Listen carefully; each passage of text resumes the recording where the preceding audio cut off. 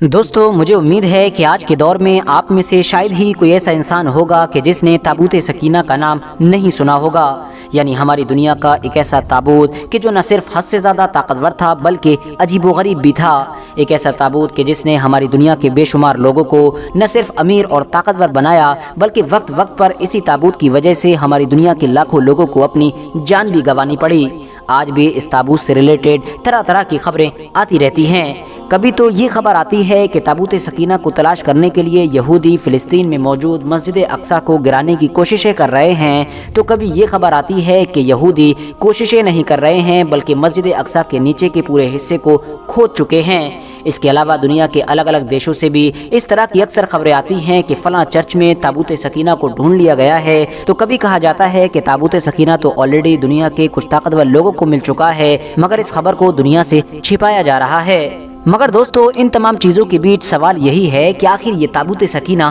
تھا کیا، یہ کہاں سے آیا تھا، اس کے پاس اتنی طاقت کہاں سے آئی تھی، اور آخر اس کی وجہ سے ہماری دنیا کا اتہاس کیسے بدل گیا تھا۔ یہودی اس تابوت کو اتنی شدت کے ساتھ کیوں تلاش کر رہے ہیں، اور آخر آج کے دور میں یہ تابوت کہاں پر موجود ہے؟ کیا سچ میں ہٹلر کی فوج اسی تابوت کی وجہ سے نیست و نابود ہو گئی تھی، یا پھر ماجرا کچھ اور ہی تھا؟ تو چلیے آج کی ہم اپنی اس ویڈیو میں اسی تابوت سکینہ سے ریلیٹڈ سارے سوالوں کے جواب جاننے کی کوشش کرتے ہیں کہ جس تابوت سکینہ کا ذکر بہت ساری دھارمک کتابوں کے ساتھ ساتھ مسلمانوں کی سب سے مقدس کتاب یعنی کہ قرآن کے اندر بھی موجود ہے۔ RH نیٹ ورک کے نالجبل فرینڈز، دراصل تابوت سکینہ ایک ایسا مقدس صندوق تھا کہ جو یہودیوں کے لیے بالکل اتنا ہی اہم ہے کہ جتنا مسلمانوں کے لیے پیغمبر حضرت محمد صلی اللہ تعالی علیہ وسلم سے جڑے کوئی تبرکات وغیرہ، کیونکہ یہودیوں کے مطابق جب حضرت موسیٰ علیہ السلام اللہ کے آرڈر پر 40 دن کے لیے کوہ طور پر گئے تھے تو وہاں پر ان کو اللہ کی طرف سے کچھ تختیوں کے ساتھ ساتھ ایک صندوق بنانے کا آرڈر بھی دیا گیا تھا،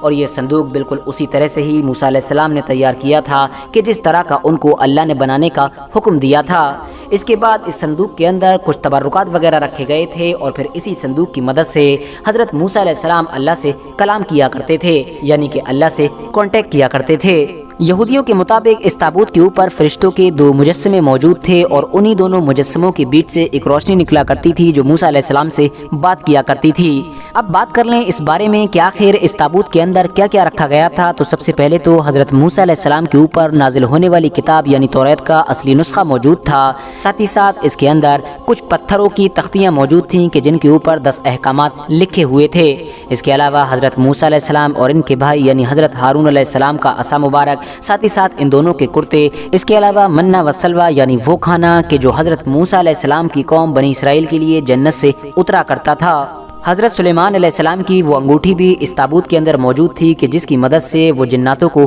کنٹرول کیا کرتے تھے تاکہ آنے والی قوم اللہ کے ان احسانوں کو بھرپور طریقے سے یاد رکھے۔ قوم بنی اسرائیل بھی اس تابوت کو حد سے زیادہ مقدس یعنی کہ پوتر مانا کرتی تھی، اور یہی وجہ تھی کہ حضرت موسیٰ علیہ السلام کے اس دنیا سے چلے جانے کے بعد بھی جب بھی ان کو کسی طرح کی کوئی مدد چاہیے ہوتی تھی یا پھر کوئی فیصلہ وغیرہ لینا ہوتا تھا تو وہ اس تابوت کی مدد لیا کرتے تھے۔ اکثر جب بھی 2 قبیلوں کے بیچ کوئی جھگڑا ہو جایا کرتا تھا یا پھر جنگ میں کوئی وواد ہو جایا کرتا تھا تو وہ اس تابوت کو سامنے رکھا کرتے تھے اور اس کے بعد ہی فیصلہ لیا کرتے تھے، کیونکہ ظاہر ہے ان کے نزدیک اس سے بڑھ کر کوئی چیز نہیں تھی، اور ان کو امید تھی کہ اس کی وجہ سے کوئی انسان جھوٹ نہیں بولے گا اور نا انصافی نہیں کرے گا۔ یہ شمشاد کی لکڑی کا بنا ہوا ایک ایسا تابوت تھا کہ جس کے اوپر بعد میں سونا بھی چڑھایا گیا تھا، مگر ظاہر ہے دوستو جیسا کہ ہم سبھی لوگ جانتے ہیں کہ حضرت موسیٰ علیہ السلام کے اس دنیا سے چلے جانے کے بعد ان کی جو قوم تھی یعنی کہ بنی اسرائیل وہ ایک بار پھر سے اپنے پرانے برے راستوں پر واپس آ گئی تھی۔ سود لینا، کالا جادو کرنا اور اس کے علاوہ نبیوں کے خلاف سازش کرنا، برے برے کام کرنا، یہ ساری چیزیں ان کے لیے بالکل عام ہو گئی تھیں۔ نتیجہ یہ ہوا کہ اللہ تعالیٰ نے ان کے اوپر قوم عمالقہ کی صورت میں ایک عذاب نازل کیا۔ قوم عمالقہ ایک ایسی خطرناک اور طاقتور قوم تھی کہ جس نے جب یہودیوں پر حملہ کیا تو ان کو بری طرح سے تباہ کر کے رکھ دیا، یروشلم شہر کو پوری طرح سے برباد کر دیا، ہزاروں یہودیوں کو قتل کیا، بے شمار یہودیوں کو قیدی بنا کر اپنے ساتھ لے گئے، ساتھ ہی ساتھ یہ تابوت سکینہ کو بھی لے گئے تھے، اور تابوت سکینہ کو لے جا کر انہوں نے حد سے زیادہ گندی جگہ پر پھینک دیا تھا۔ اس دور میں حضرت شمویل علیہ السلام بنی اسرائیل کے پیغمبر ہوا کرتے تھے کہ جو عمر کے لحاظ سے حد سے زیادہ بوڑھے ہو چکے تھے۔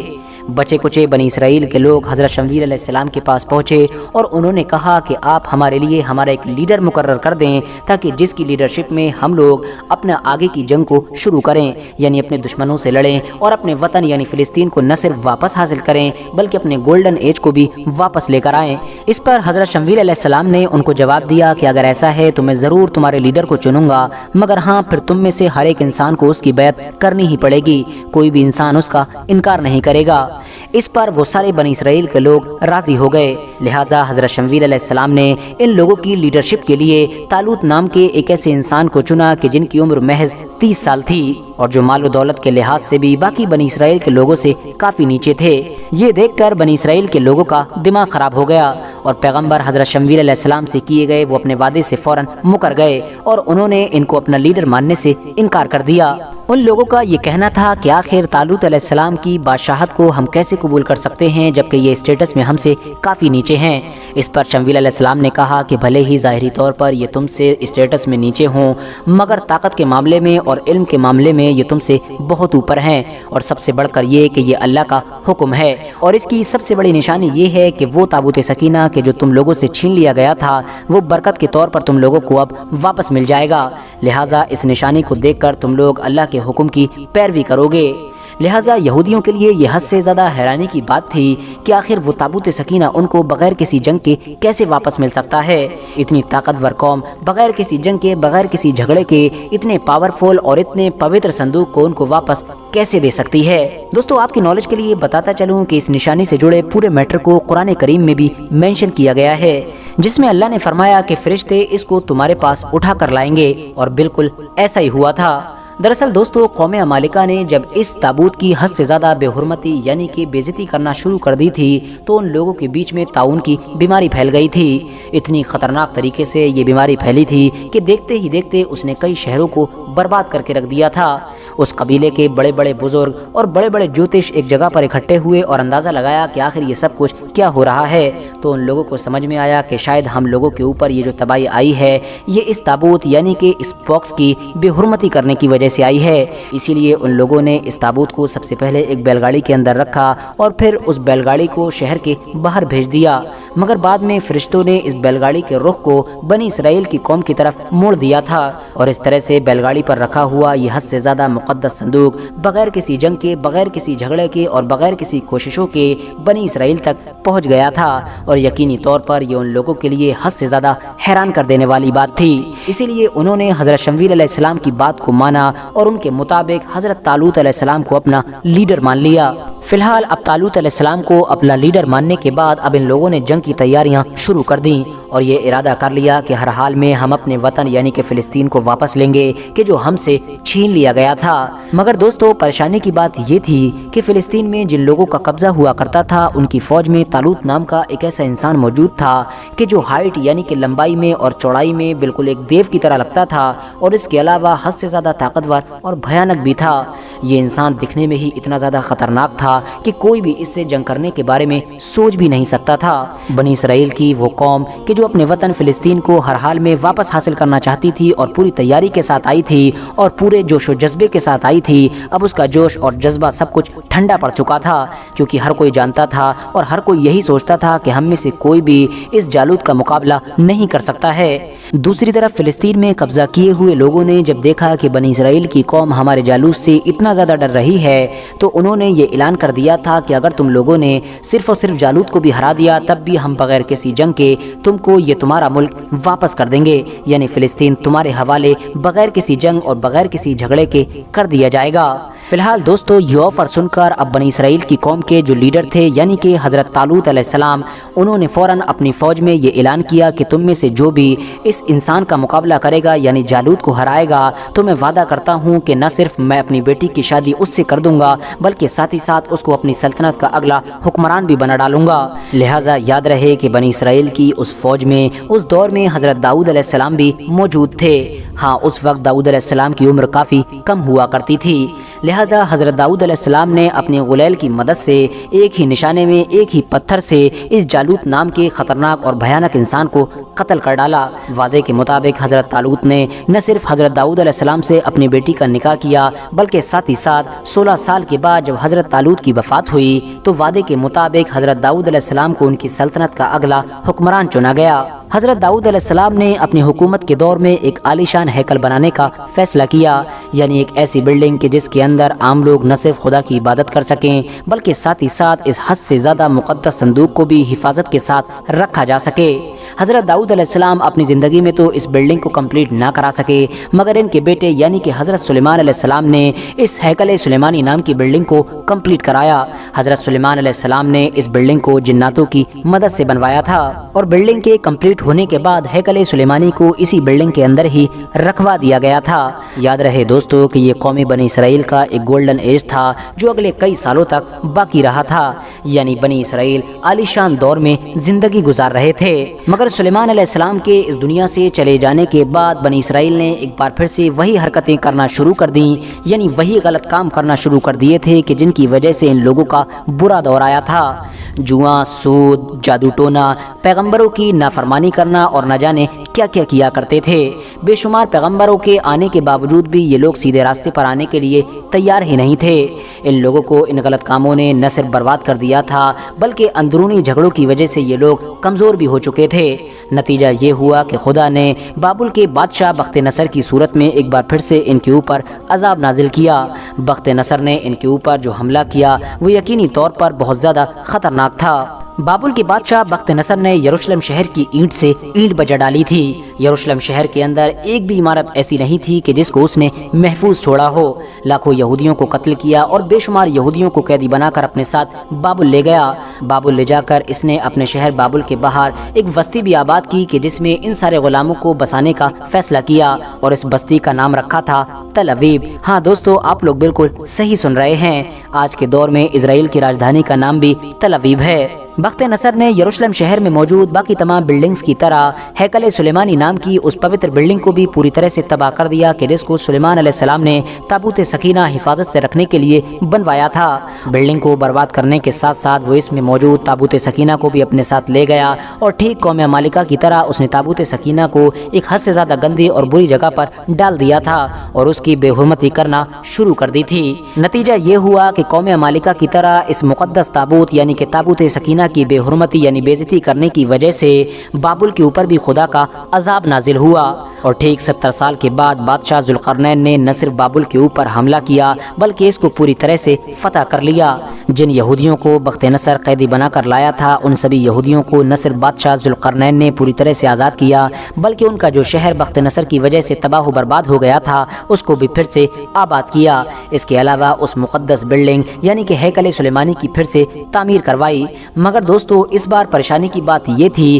کہ تابوت سکینہ کا دور دور تک کوئی اتا پتہ نہیں تھا کہ آخر بخت نصر جس تابوت سکینہ کو یہاں سے نکال کر لے گیا تھا وہ اب ہے کہاں۔ لاکھ کوششیں کی گئیں مگر اس تابوت سکینہ کو نہیں ڈھونڈا جا سکا۔ اس لیے بادشاہ ذوالقرنین کی وجہ سے ہیکل سلیمانی نام کی وہ مشہور اور مقدس بلڈنگ تو بن گئی مگر اس بار یہ بلڈنگ تابوت سکینہ سے پوری طرح سے خالی تھی۔ دھیرے دھیرے وقت گزرتا گیا، دنیا کے حالات بدلتے گئے اور پھر دور آیا 70 عیسوی کا، یعنی کہ بادشاہ ذوالقرنین سے لگ بھگ 400 سے 500 سال کے بعد کا دور۔ اب دنیا کے زیادہ تر علاقوں پر رومن سلطنت کا راج ہو چکا تھا، ساتھ ہی ساتھ یروشلم یعنی کہ فلسطین اور یہ پورا علاقہ بھی رومن سلطنت کے انڈر ہی میں آیا کرتا تھا۔ 70 عیسوی کے قریب یہودیوں نے رومن سلطنت کے خلاف بغاوت کرنے کی کوشش کی مگر رومی حکمران یعنی کہ ٹائٹس نے یروشلم شہر کے اوپر حملہ کیا اور اس کو بری طرح سے تباہ کر ڈالا۔ دراصل ٹائٹس نام کا یہ حکمران بخت نصر نام کے اس بابل کے حکمران سے بھی زیادہ خطرناک ثابت ہوا تھا کیونکہ اس نے پورے یروشلم شہر کے ساتھ ساتھ ہیکل سلیمانی نام کی اس مقدس بلڈنگ کو بھی تباہ کر دیا تھا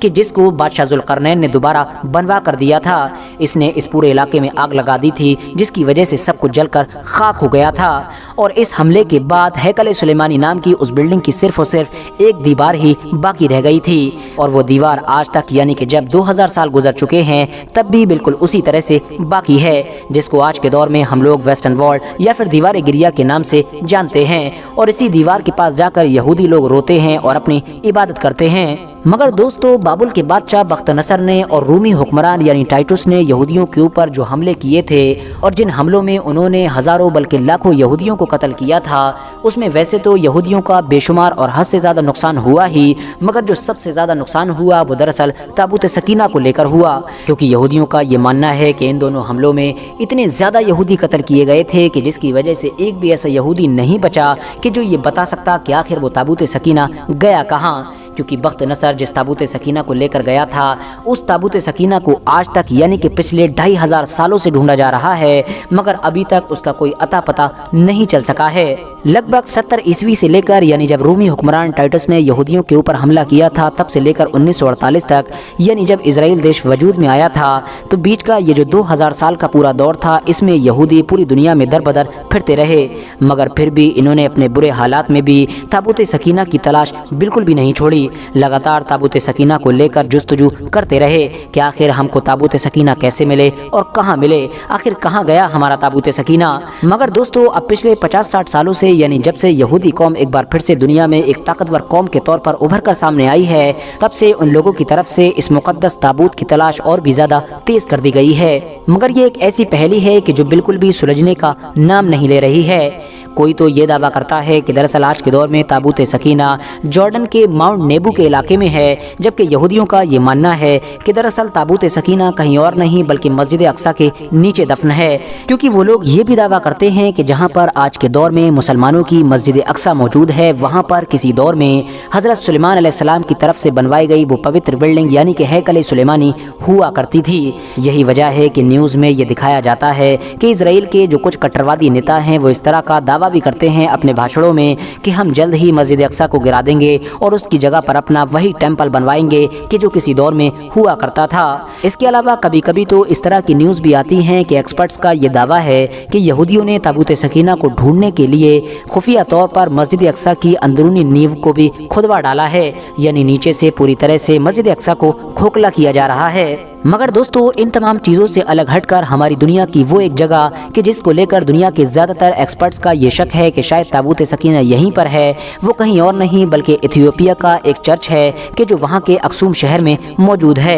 इस चर्च का नाम है church of our lady Mary of Xeon. दरअसल दोस्तों कुछ इतिहासकारों और एक्सपर्ट्स का ये मानना है कि इथियोपिया के इस शहर में रहने वाले लोगों को रोमन सल्तनत के दौर में ताबूत सकीना मिला था। उन्होंने फिर खुफिया तौर पर उस ताबूत को इस चर्च के अंदर मुंतकिल कर दिया था। वो इसलिए क्योंकि इस ताबूत के अंदर कुछ ऐसी पुरस्कार ताकतें मौजूद थीं कि जिसकी वजह से इसको हाथ लगाने वाले कुछ लोगों की जहां एक तरफ जान चली गई तो कुछ लोगों ने अपनी आंखों की रोशनी हमेशा हमेशा के लिए गंवा दी थी। RH नेटवर्क के नॉलेजेबल फ्रेंड्स एक ब्रिटिश हिस्टोरियन के जिसका नाम एडवर्ड ओलिंडॉफ था, उसने ये दावा किया था कि सेकेंड वर्ल्ड वॉर के दौरान कि जब मैं ब्रिटिश आर्मी में एक फ़ौजी ही हुआ करता था तो मैंने इथियोपिया के इस चर्च में अपनी आंखों से ताबूत सकीना देखा था। मगर दोस्तों आज के दौर में ज़्यादातर एक्सपर्ट्स का यही मानना है कि एडवर्ड ने उस दौर में इस चर्च के अंदर जो ताबूत देखा था वो दरअसल असली ताबूत सकीना नहीं था बल्कि वो तो उसकी कॉपी था। मगर हाँ वो कॉपी ऐसी है कि जो बिल्कुल हूबहू असली की तरह लगती है।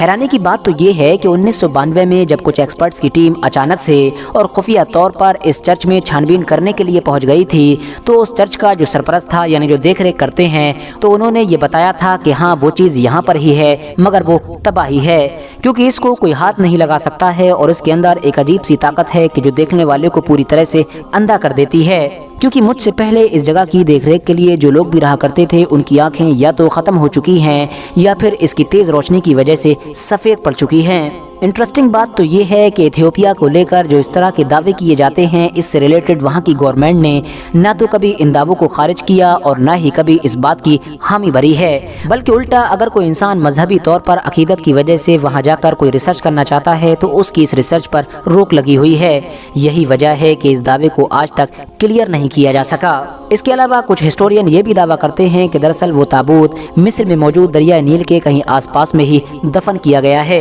यही وجہ ہے کہ 1981 میں آنے والی ایک ہالی ووڈ فلم میں بھی اس تابوت کو دکھایا گیا ہے، جس میں یہ دکھانے کی کوشش کی گئی ہے کہ ہٹلر کی فوج اس تابوت کو ڈھونڈنے کی کوشش کرتی ہے۔ ایک ایسا تابوت کہ جو انسانوں کی نظر سے کسی سرنگ میں چھپا کر رکھا گیا ہے، ایک ایسا تابوت کہ جس کے پاس حد سے زیادہ طاقت ہے، ایک ایسی طاقت کہ جو کبھی ختم نہ ہوگی بلکہ انسانوں کو تباہ کر سکتی ہے۔ اس فلم میں یہ دکھانے کی کوشش کی گئی ہے کہ ہٹلر کی فوج اس تابوت کو ڈھونڈ تو لیتی ہے مگر اس کو حاصل نہیں کر پاتی ہے، کیونکہ جب اس تابوت کو کھولا جاتا ہے تو اس کے اندر سے عجیب و غریب طاقت نکلتی ہے کہ جو وہاں موجود سبھی فوجیوں کو ایک ایک کر کے ختم کر دیتی ہے۔ فی الحال دوستو، آج کی ہم اپنی اس ویڈیو کو یہیں پر ختم کرتے ہیں، اور آج کی اس ویڈیو سے ریلیٹڈ آپ لوگ کامنٹس باکس میں اپنی قیمتی رائے ضرور دیں۔ ویڈیو پسند آنے پر نہ صرف ویڈیو کو لائک کریں بلکہ اپنے فرینڈز کے ساتھ بھی ضرور شیئر کریں، اور اسی طرح کی نالجیبل اور ہسٹوریکل ویڈیوز ہمیشہ دیکھنے کے لیے ہمارے اس چینل کو سبسکرائب کرنے کے ساتھ ساتھ بیل آئیکن کو بھی ضرور پریس کریں۔